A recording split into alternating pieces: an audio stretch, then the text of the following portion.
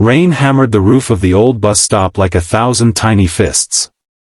Ethan Hayes, single dad, construction worker, an expert juggler of impossible days, pulled his worn blanket tighter around his 8-year-old daughter, Lily. The bus was late. Again. And the cold cut through their jackets like needles. He wasn't expecting company. He definitely wasn't expecting her. A woman, drenched, trembling, clutching a torn backpack, stumbled into the shelter.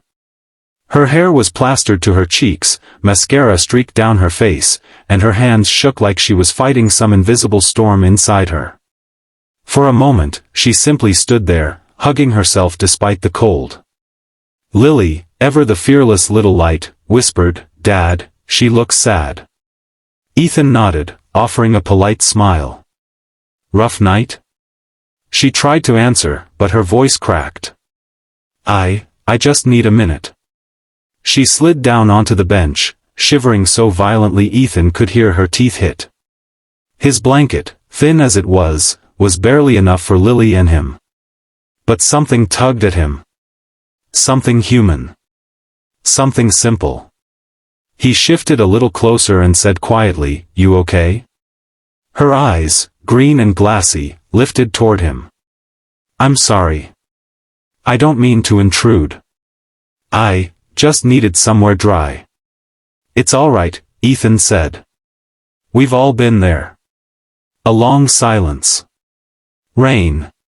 Lightning. Breath.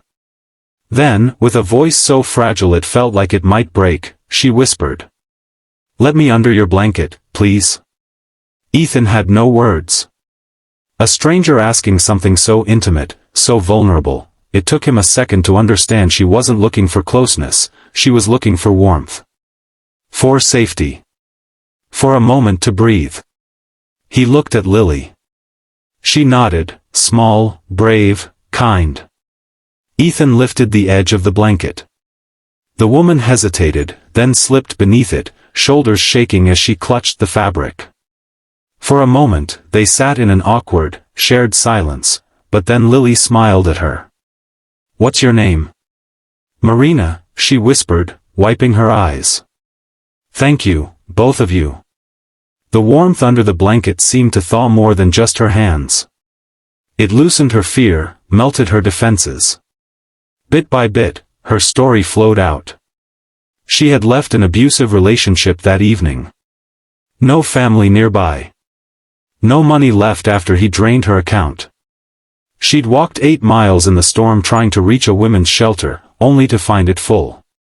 "I didn't know where else to go," she said, voice cracking again.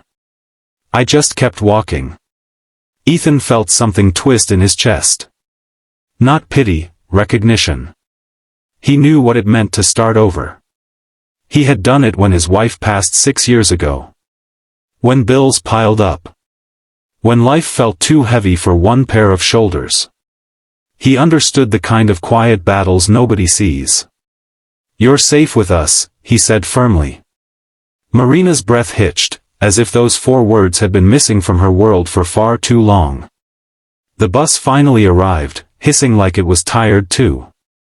Ethan helped Marina climb aboard. She was so cold her legs nearly buckled. The driver glanced at her soaked clothes. "You all right, miss?" "She's with us," Ethan said.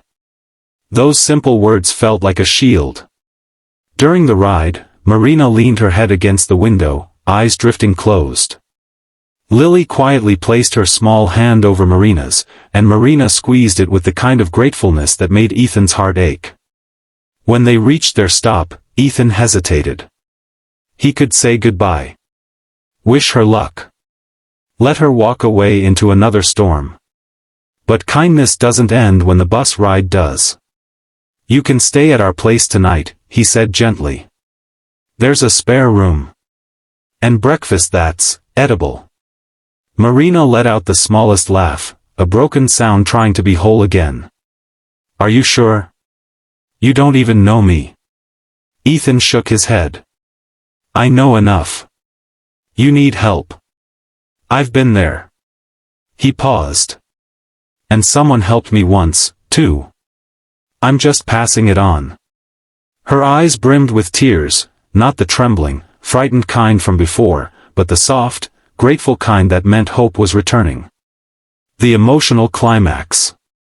That night, after Lily fell asleep, Marina sat at the kitchen table wrapped in a warm blanket Ethan had dug from storage. They talked, long, softly, honestly. She apologized for asking to share his blanket earlier. It wasn't just the cold, she admitted. I just needed someone to show me people can still be kind. Ethan looked at her, realizing something he didn't expect. His simple act, a blanket, a seat on a bus, a warm room, might have saved someone who was breaking. And sometimes, that's all the world needs. One human choosing kindness. The ending, uplifting and hopeful. Morning sunlight poured through the windows, soft and golden. Lily giggled in the kitchen as Marina helped her tie her shoelaces. The fear in Marina's eyes from the night before was gone, replaced by something brighter. Strength. Possibility. A new beginning. Before leaving for the shelter to meet an advocate, Marina turned to Ethan. I'll never forget what you did for me. You gave me more than a blanket. You gave me a moment of safety when I had none. Ethan smiled, gently. Whenever life gives you a little strength back, pass it on to someone else. Marina nodded, emotion thick in her voice. I will. As she walked down the street toward her new chapter, Lily tugged Ethan's sleeve. Dad, she said, is she going to be okay? Ethan watched Marina disappear around a corner, shoulders no longer sinking under invisible weight. Yeah, he said softly. I think she finally will. And for the first time in a long time, he felt something warm too. The quiet victory of knowing kindness still matters, and always will.